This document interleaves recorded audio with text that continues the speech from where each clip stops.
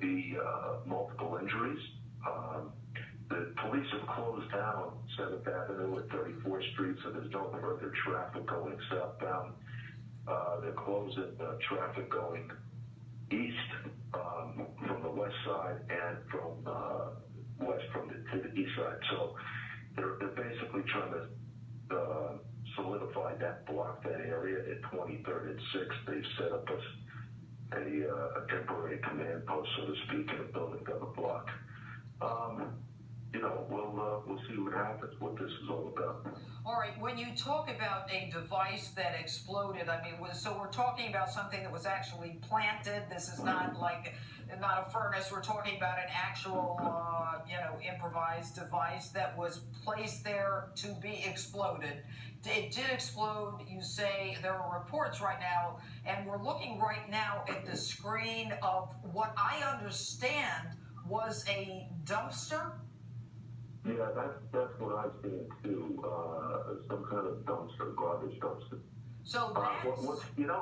Janine, the thing that bothers me about this, just today, in New Jersey and South Jersey, down the shore, they had a 5K run with the Marine Corps, and somebody placed an IED in some kind of garbage can, and it was That was in Seaside Park, New Jersey. Seaside Heights, right. And now you have this thing in Manhattan, which is just, I don't know, kind of curious to me as to what's going on.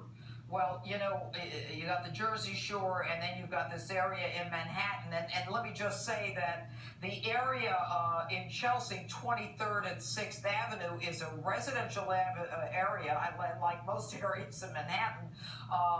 For those not from New York City, very, very populated, big apartment buildings there, a lot of people. But if it's in the dumpster there, if it was placed there, and that dumpster is the trunk to that size, it must have been a huge explosion. And the people that were injured, do we know, were they people walking on the street? Were they people in the building? Do we know how injured they are? Do we know what time this happened?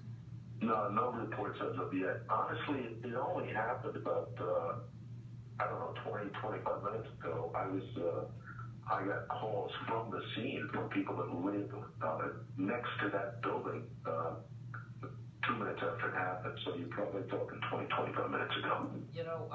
Bernie, I gotta tell you, my daughter lives in that building, and as soon as I heard, I called, which is kind of frightening, but she's okay. And not there. But when you talk about what happened on the Jersey Shore today, there was something not in a dumpster, but what was it in? Was it in a trash can of some sort on the...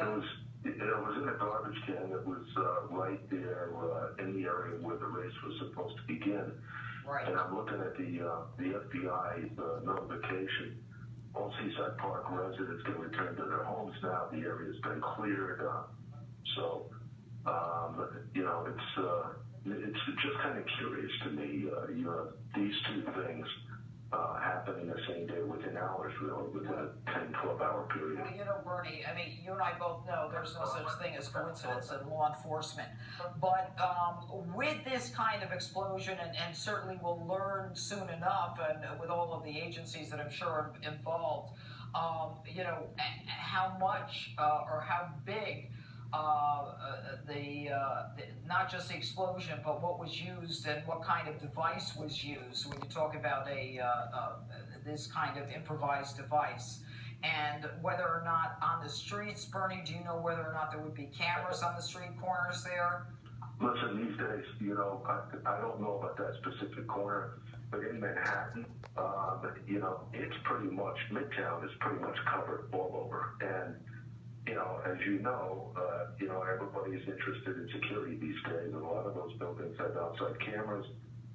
They have internal cameras. There's street cameras.